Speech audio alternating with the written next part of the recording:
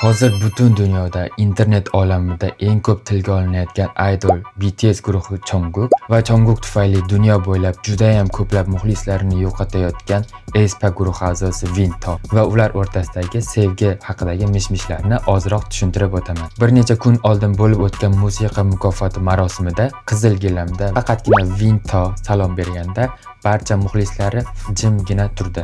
Jungkook va Winto sevishganligi haqidagi mish-mishlar oldinlari ham bo'lgan edi, lekin yaqin orada ularning ko'pil kuchukchalik tatuirovkalari ommaga namoyon bo'ldi.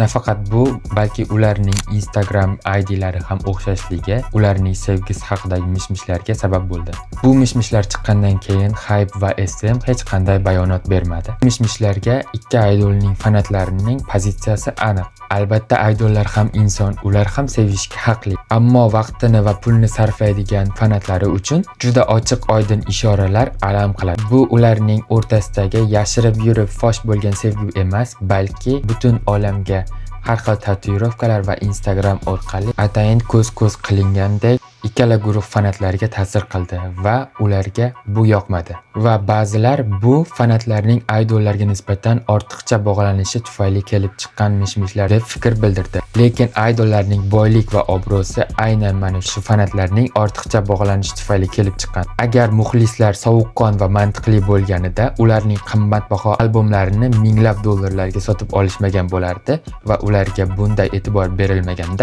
idollar ham bunday boylik va e'tiborlarga qozona olisharmasdi. Sizning fikringiz qanaqa?